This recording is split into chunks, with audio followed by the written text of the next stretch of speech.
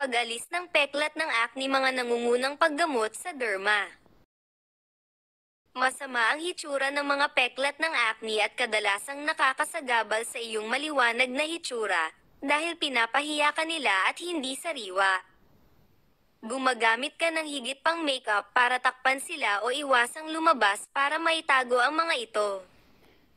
Gayunpaman, sa halip na itago ang iyong mukha o ang mga peklat, maaari mong subukan ang mga opsyon sa paggamot na ito upang alisin ang mga peklat sa halip at maging mas maliwanag at bumuti ang pakiramdam. Isa, mga kemikal na balat. Ang pamamaraang ito ay nagsasangkot ng paglalagay ng isang kemikal na balat sa balat. Ang acid sa loob nito ay nag-aalis ng mababaw na layer ng balat upang mapabuti ang hitsura ng peklat. Mahusay itong gumagana sa mas magaan na mga peklat, at maaaring gawin ng isang lisensyadong medikal na practitioner, nurse o cosmetologist ang pamamaraang ito. 2. Dermabrasion at microdermabrasion.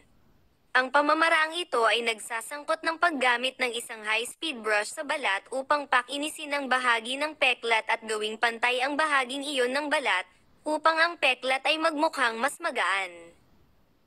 Kung naramdaman ng iyong doktor sa balat na hindi mo kailangan ng seryosong dermabrasion, maaari siyang gumamit ng microdermabrasion kung saan ang maliliit na kristal ay in-spray sa ibabaw ng balat upang alisin ang mga selula ng balat sa ibabaw ng peklat at pagandahin ang hitsura. 3. Mga tagapuno. Ang mga filler ay ginagamit sa balat na nanlulumot dahil sa acne o mga peklat.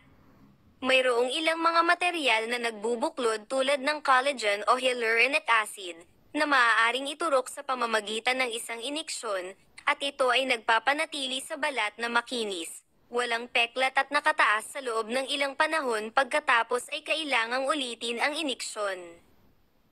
Ito ay dapat na isang tuloy-tuloy na paggamot hanggang sa ang iyong balat ay magsimulang magmukhang normal muli. 4. Retinoid creams.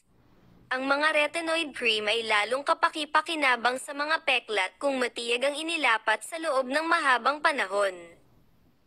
Ang mga cream na ito ay may kaunting side effect tulad ng pagkasunog, pagpapatuyo o pagbabalat ng balat, ngunit sa katamtaman hanggang sa pangmatagalang paggamit, lahat ng peklat ay natatanggal. 5. Laser treatment. Isang kombinasyon ng ilang uri ng laser treatment o isang uri lang depende sa acne stage o pamumula ang ginagamit. Pinapakinis nito ang balat at tinatanggal ang mga acne scars sa pamamagitan ng pag-alis ng mga selula ng balat sa lugar. 6. Mga punch excision at skin grafting. Ito ay isang surgical technique. Ang acne scar ay maaaring alisin sa pamamagitan ng pagputol ng isang bahagi ng balat at pag-alis nito. Karaniwan, ang pamamaraang ito ay pinagsama sa skin grafting, kung saan ang butas na nilikha ng acne ay napupuno alinman sa pamamagitan ng mga tahi o sa pamamagitan ng paghugpong ng balat.